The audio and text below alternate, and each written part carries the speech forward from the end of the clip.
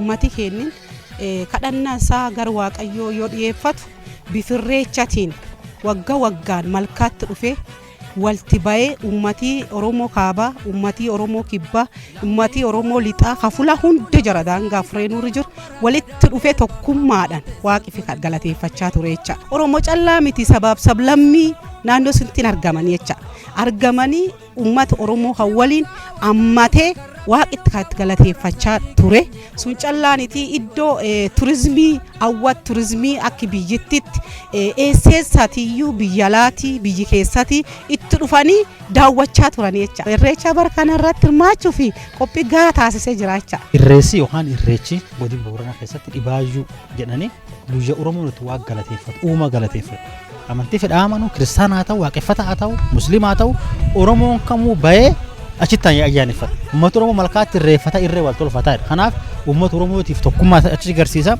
uuma galateeffata waa galateeffata kanaaf akkasitti hubatame dansa qophii bara kanaatti wal qabatee akka godina keenyaatti qophii guddaatti taasifamaa jira akkuma Oromiyaallee taasifamaa jira uummati olla keenya Oromoon bal'aa asii Keeniyaa keessa Tanzaaniyaa Yugaandaa kan cufee jira waggaa dabar baay'inaan dhufanii baraadhaa ammoo sun caalaa baay'inaan dhufuu fi qophii guddaa tolchuu jira. Irreechi ayyaana akka Oromootti iddoo guddaa qabu ta'uu isaati.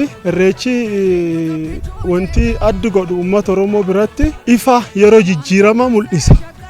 Aadaa isaa achi keessatti ammoo namni aadaa isaatiin faayamee duudhaa isaa karaa aadaa isaatiin iddoo itti addeeffatee waan taatuuf akkuma addeen isaa suni keessoo isaa yeroo jijjiirama kan mul'isuudhaaf yeroo irreecha kan walitti dhufe waliin waaqa isaa yeroo itti galateeffatudha. Yeroo waaqa isaa itti galateeffatu kana uummanni Oromoo uumaa isaa yeroo inni itti kadhatu dabalataan ammoo yeroo uumama lafarra jiru kan hundaayyuu xiqqaaf guddaa osoo hin jedhin osoo gurraachaaf diimaa hin jedhin ilmee namaa osoo addaan ittiin qoodin hundumaafuyyuu yeroo waaqa isaa yeroo dukkana keessaayis baasee ammaanis baasisuun yeroo itti galateeffatu ta'uu isaati irreechi. Irreechaan akkuma beekamu uummati Oromoo uummata waggaa dheeraa fi aadaa fi sirna gadaatiin jiraachaa ture beekamaadha. Sirni gadaa hojii sirni gadaa keessa tokko irreechaan is beekama. Irreecha yookaan dhibaayyuu jenna. Amnu biratti Booran biratti dhibaayyuu jedhanii achitti irreecha jedhanii tokkuma garuu asilletti jaluma qabaayyuu dhaloota bisarraa kaasee Booranni dhibaayyuu ba'aa ture. Akkasuma Oromoon dhibaayyuu kan ba'aa ture irreecha jedhee iddoo gargaraatii walitti dhufeetiin dhibaayyuu kana dhibaafachaa ba'aa ture.